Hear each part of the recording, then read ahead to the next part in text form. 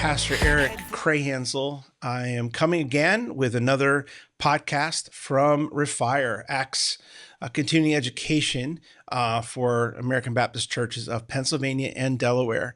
And today, I'm excited because as we continue our storyline, our podcast about discipleship in small churches, or even just discipleship in churches across our region, I have another guest today.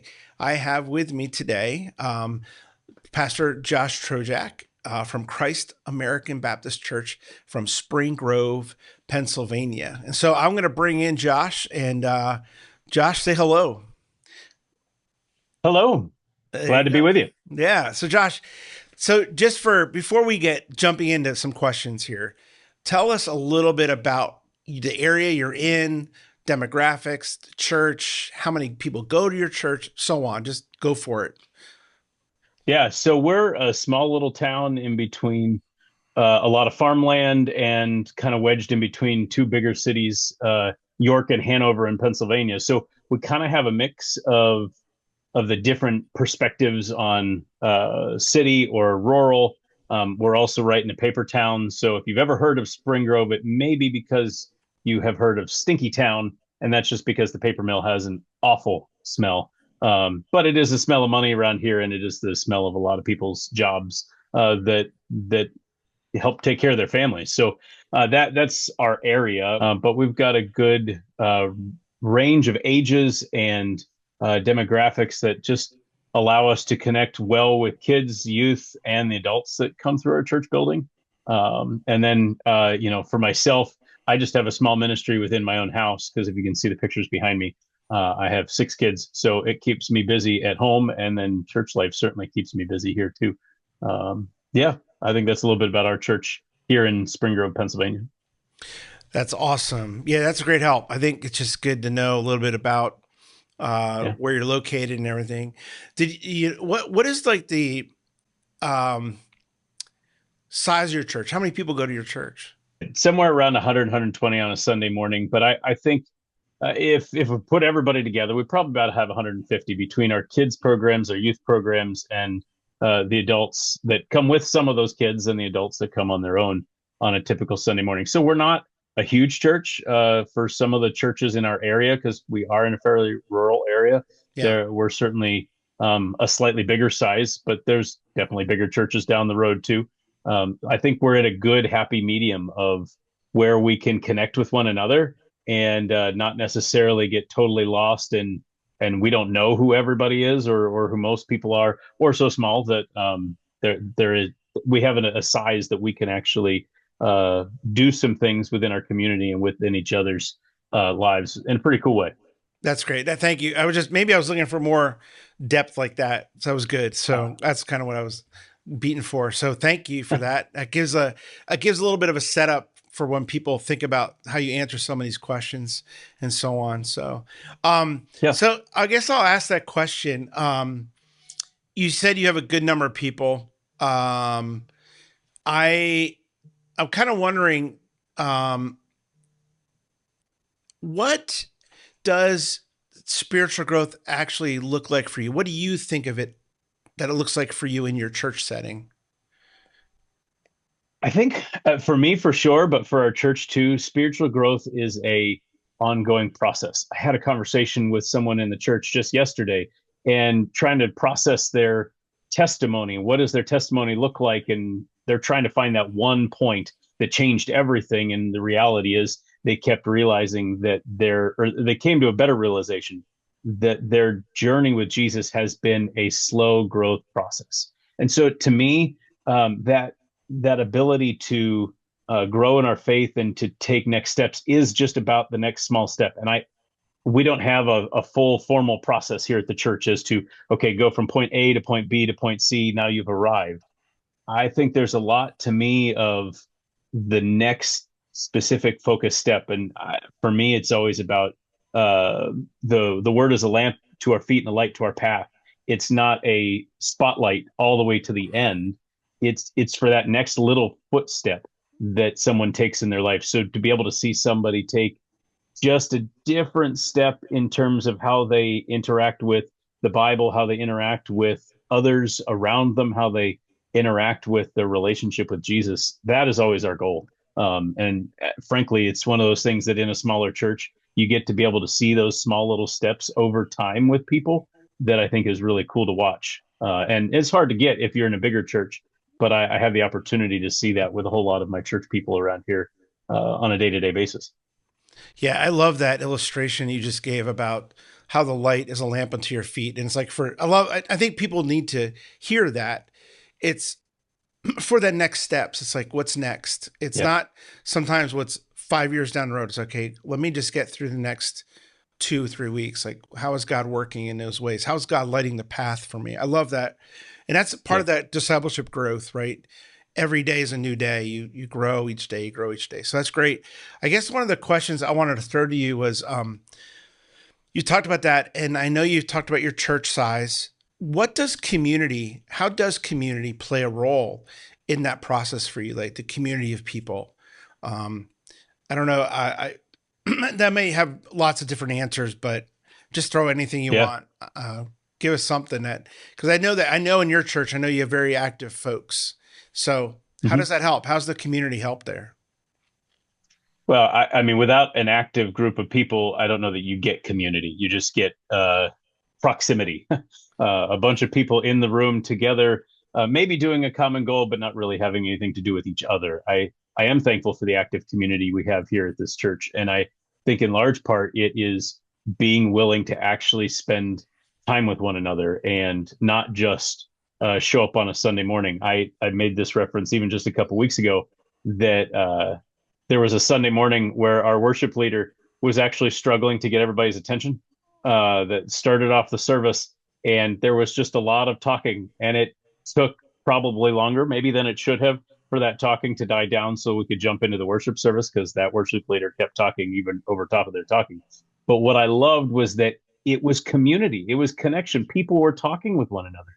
People were excited to be near one another, and that to me is community when we place ourselves in the large worship setting, but in smaller settings, whether that's in some of our Sunday school classes or men's and women's events, couples events at times, and our kids and youth group time as well.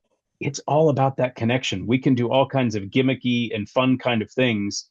The world can do a lot of that too. I think one of the things that we as a church have to offer is the opportunity for real connection and community. Some levels of that's surface level, and it's just the initial start to get somebody in and be able to talk with them and have a connection with them. But I, I've experienced time and time again, even recently within our church body, of when some of that can go on a deeper level, and it's not just uh, checking in on the weather or how the Eagles did or the Steelers did or the Ravens did, depending on where you are in our congregation. Um, and obviously we're not in the football season at this moment, but you know what I mean? Talking about sports or anything like that, to be able to find those moments where Jesus can come up into the conversation and then it can be a dialogue. I know some of that is able to be fostered, and some of that I'm just thankful that there are people who are willing and wanting that kind of connection here at this church, because that's a beautiful gift when you can enter into the space with somebody else who wants to be there and wants to get to know you as a part of it. Yeah, no, that's great. And actually, you kind of already hit on something I was going to say. Um, they the question I have that I want to add to that, what you just said, is how do you um, measure whether your discipleship efforts are actually working? And I know that can mean a lot, but you already hit on a couple of things just now. So I don't know if you want to keep going with that a little bit. Sure. I mean, I will say for us, we don't have specific metrics. I'm not trying to overly count, and we do, as most churches do, we count attendance. We have an idea of how many people signed up for a specific Bible study or Sunday school class or men's or women's retreat. There's some practical demographics that way, but that doesn't really answer the question of how do we how do we measure that growth? How do we make sure and know that people are growing? I think in large part, it's the intangibles. It's the ability to see the fruit that is in someone's life, um, take the next step. And I spent a lot of time in youth ministry as you did, and I think there's an ability within youth ministry to really see that because they are making massive strides in their own life and their own maturity as just a person, and Yeah. then in their own life in their faith. And I think sometimes we miss that within adults, or we're just not looking hard enough because there aren't the same milestones that tend to hit with adults that way. But I think when we're in community with one another, we can see it. We can see those things and call it out in somebody and say, hey, I see that you're different. I see that you're interacting with this person or this idea or this theological struggle. I see that you're interacting with it differently. And that's really cool. How did you get there? How did you understand that moment better? Because I'd like to try to get there myself. And, so being reflective enough to see the growth in someone else and try to see, okay, where's my growth personally and how can I continue to grow better in my own faith? I don't know if that totally answers the question of how do we measure it, because we don't have a specific measurement on a sheet that we look at every single meeting that our leadership gets together. But I think when we are constantly in connection with one another, we're checking in with each other and we're trying to see, are you growing? How can I help you? How can you help me grow in my faith and my walk with Jesus? And that I think is the beauty of getting to do it together. Yeah, no, you talk about doing it together. I think one of the things I think about though is too in a church setting or in let's say a leadership, discipleship, leadership setting. Have you identified or have you thought about ways to grow or build disciple makers in your church? People that are going to be active in trying to lead in different areas to do that kind of work as well. And then, I mean, that could mean a few things. I mean, that could also mean people that are actively trying to teach a class or they're trying to meet with some people. I don't know. I don't Yeah. know what you have in that, but go ahead. That's a growing edge for us as a church. I think even within the last couple of years, if you had asked me this question a couple of years ago, I would have had a different, maybe not even a great answer. This is something that our elder board has been spending a lot of time on to try to figure out how do we bring people to a next level, not necessarily defining that next level, but bringing people to a next level. And some of that came out of conversations of that every church has is who are going to be the leaders, who's going to fill this role that just opened up because somebody left or stepped down or is no longer in that position. And there is the reality that we as churches, we've got to fill leadership positions, and who's going to help guide and direct the church, whether that's from a top leadership position or whether that's a volunteer role within a specific ministry. And what has come out of that for us is trying to be a lot more intentional with mentorship. And that, just like the word discipleship, can be very nebulous and very big. We don't have a formal mentorship structure, but what we've been trying to foster is an opportunity to say, who am I bringing along?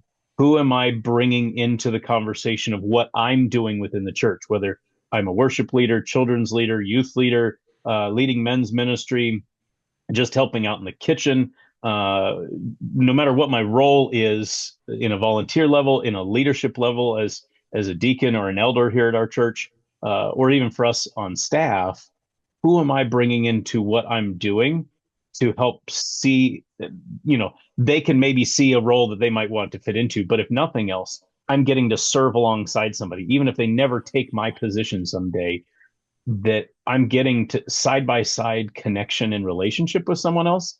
And that mentorship has happened in an organic way from the generations within our kids and youth ministry, seeing all generations jumping into both of those worlds to care for the next generation of kids and youth has been really cool. But even just recently, watching the generations interact with one another in resurrected men's and women's retreats, we hadn't had a men's retreat in a really long time, and bringing a group of men together that were of just out of high school and college age, all the way up to have been retired for 15 years, bringing those ages together so that there's cross, maybe lack of a better word, cross contamination, that there's the ability for those generations, those individuals to cross paths in a way that actually allows them to connect with one another. and that both can learn from one another. That I think is for the most part where our focus has been, and how to take people to a next step. Yeah, no, that's great. I love I love what you said, and I hope some people hear this is like this the idea of how can I bring somebody along with me, Yeah. right? I think that is so valuable. And you and I both know this in youth ministry, right? We've for years I did this. I was like, I know I have to go shopping for this, or I know I have to build this, or I know I have to take care of something at church. Um, my brain always went to, I'm not going to do this alone. Who can I bring with me? Who can I bring along that I can just have time for conversation, to Yeah. talk with them, to get to know them a little bit better, or whatever it might be. It's the same idea, and I love that. Who can you bring along with you? Who can, and then and the mentoring piece too. Um, I think is valuable because we could call it discipleship, or we can call it mentoring. We give it the label Yeah. discipleship, but I think mentoring can take on a part of that whole role as well too. So no, Yeah. that's fantastic. I love it. I think it's great. So I'm going to ask you a totally different question, um, Sure. and that is, uh, I know you and I both know, being in the size churches we have, we might have a lot of people. I do have a lot of resources at my hands, a lot of people that can help, but there's many times we end up putting on different hats, right? And we end Yep. up doing Yep. different things. Um, how have you seen that as a blessing, but also a man, I wish I wasn't doing this because I wish I had more time to disciple people. So, Yeah. I mean it I think it's a blessing. Maybe it's just my own personality. I never really wanted to be in a job where every single day was exactly the same.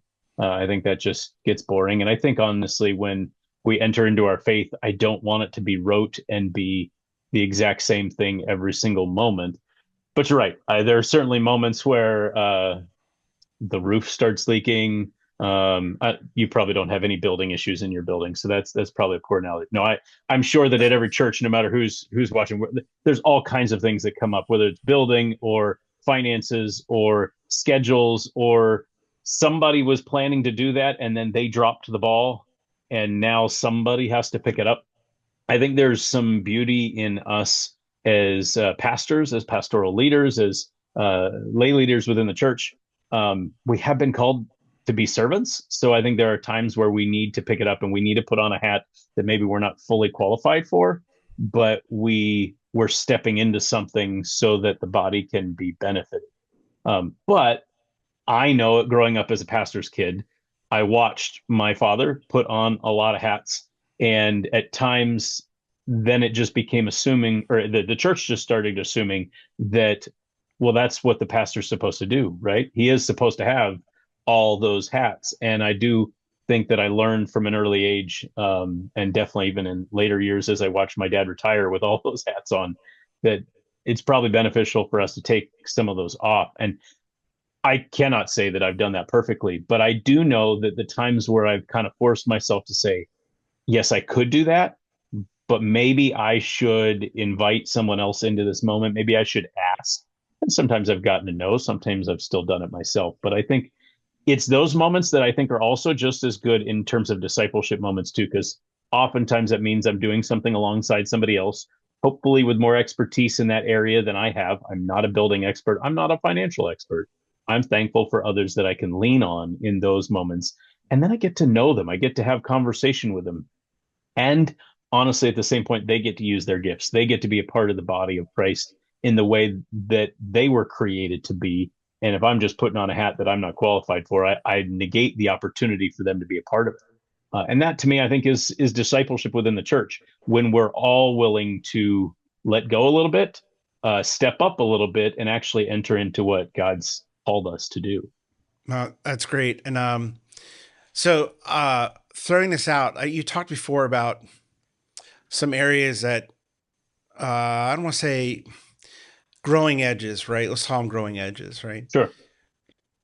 And one of the questions I had was, what are some obstacles you face in discipleship? And maybe we could tie these two things together. I don't know, but I was Yeah. just thinking. I know. I guess I think about my own ministry in my own church, and this happened to me. I did a seminar for our association, like I don't know, a month or so ago it was, and I did the seminar, and I felt like every time I said this is a thing, this is something that you should be working on as a church, but at the same time I said this is an area that we need to do better in. I felt like I said that almost every time, like, but this is an area we don't do well in, but you should do it. So, what are some things that maybe three things that pop into your brain of tying it with discipleship? Three things you think you could be doing better in the life of your church. I think in large part it's providing opportunities. And in terms of some of the struggles, we have the same struggles as everybody else. It's people's schedules. I pointed to my 6 kids. That doesn't change even for me. I have quite the busy schedule too. So to try to figure out how to enter into people's lives when they need it, that's one of the biggest struggles we have. But I think one of the things that has been a strength for us in recent time is just trying to do something small. I think sometimes we think, or at least I've certainly thought that let's just not do this. Let's not have that moment. Let's not plan this gathering if only a couple people are going to be there. And I think I've changed my mindset a little bit. And we have had, even to last Easter, we had prayer Zooms, a different kind of opportunity that has not been something as a part of our church life that brought in only a handful of people. But out of that handful of people, created this ministry that has grown since then of we call it prayer and care ministry, but a prayer team that is there to reach out to others in many ways, in similar ways of what I do as a pastor. The church is doing the same thing, it's because they gather together in that small amount of time. So I think one of the things, and I may be slightly missing your question at the moment, but those growing edges, you're right. None of us are perfect, and there's a lot of this that we probably will never get to a place where yes, we're good on this one. Um, but I think to me, one of the other things that I really want to see us grow in better is asking questions and asking better questions, so that it's not just what did you think of the game, but that it's a way of bringing Jesus into the conversation, whether that's around a plate of wings for a men's ministry night, or whether that is around our kids and youth small group discussions, or no matter where we find ourselves, how do we bring Jesus into the conversation rather than just saying, well, I know we're all Christians and we're all here, so that counts for something, right? I do think it counts for something, but if we're not bringing Jesus into the conversation, if we're not challenging ourselves to be purposeful with that, I think we're missing something. Um, so that's two things. You asked for three things, didn't you? Yes, one Um, more. one more. One more. I think for me, it's trying to get those generations together. I think we do this decently well, especially comparative to other churches that I've been around over my lifetime in ministry. Um, but to continue to help the generation see that the other has value, that even if you've been around the block for some time, there's something you can learn from a younger generation that's still wrestling and struggling. Certainly, the younger generation, you have something to learn from those who've been there, done that, messed up and made mistakes, but also have succeeded. You have something you can learn from them. So I think there are pieces of that we're doing well, but that's always something we could be doing better on. Yeah, no, that's great. I think you've already kind of hit on this one question, which I'll throw out to you is that I know my own church, I'll use the word passive attendees, right? Yeah. They show up on Sunday mornings, they do their thing, and then they leave, and they're not involved. And of course, we have that whole principle of that, 20% of the people do 80% of the work. I feel blessed Yep. though. I'm in a church where it's more like 50-50, so I'm thankful. But what have you tried to do, or maybe what you have done to try to encourage those folks that are passive in that way, to get them more engaged, to get them more involved? Like, what are some things you've tried to do? I think the biggest thing that we've tried, and there's just some of those people you're going to have a hard time breaking through their wall, and it may take some time. But I think one of the things that we have tried that has had the most success is personal invitations, personal invites, and sometimes not even personal invites directly to being involved in something, but personal invites into a connection and a relationship that, not to say that I want it to be a bait and switch kind of thing, but that can grow into the place of saying, "Hey, would you come and join me in this task or in this leadership role or something that way?" But I think a large part it's the personal invitation. And I know when I first got here, there was a mindset, and I'm not saying this that this was my change. I think this was a slow growth process over a couple of years through multiple different people. But there was a mindset that if it's in the bulletin, if it's on the screen on Sunday mornings, and if the pastor says it on Sunday morning, everybody will hear it. Everybody will be convicted to be a part of it. And for the most part, that never worked in terms of getting some of those passive, peaceful people into an active participation within the church body and connection with others. It comes through personal invites. And I think we all understand that and know that. Most of us who have come to church life came because we were invited by somebody. But for whatever reason, we then struggle to flip the switch and say, I have to be the one to invite. I have to be the one to go to somebody and have a conversation and enter into a relationship with them. And so we've just been more purposeful with a lot of our language around here of just encouraging people, not just the pastor, not just the people who are paid to do it, but that our church leadership, our lay leadership in that sense, are going to people and saying, hey, we want to get to know you. And then as we get to know you, I think you'd be a really good fit to be a part of this thing over here. I think for your own discipleship journey, you would really be benefited by joining this ministry over here because it would be helpful for you. And in your walk in faith with Jesus, also you have something to give in the midst of that. So this ministry is a way in which you could serve. So we don't usually figure that out through a front of the stage announcement. We figure those kind of things out through dialogue and connection. Yeah, no, I think it's great because you're giving them a reason to step in, right? You're Yeah, opening the door. You're saying, "I think you would be great at this," or "I think you'd be this would be a great fit for you," and you're giving them a reason. And I love your answer. It was yeah. great. So I have one last question for you, and it's partly because you have all those pictures behind you.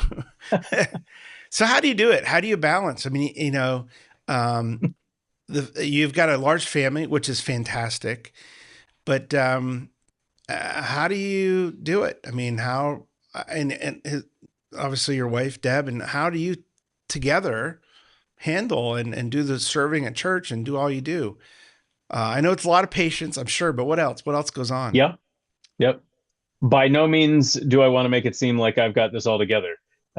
What my wife and I are still learning, just even on the ministry parent side of things. Our children come into our sanctuary for our communion Sundays, and we've learned the hard way over the last couple of months. My wife cannot serve in children's ministry or on our worship team on a Sunday morning on a communion Sunday because our kids are with us, and all of a sudden I'm up front leading communion, and our kids are unattended in the front row. And there have been some interesting moments that have come through that. Some good moments and some teachable moments for the kids, for the church, for us.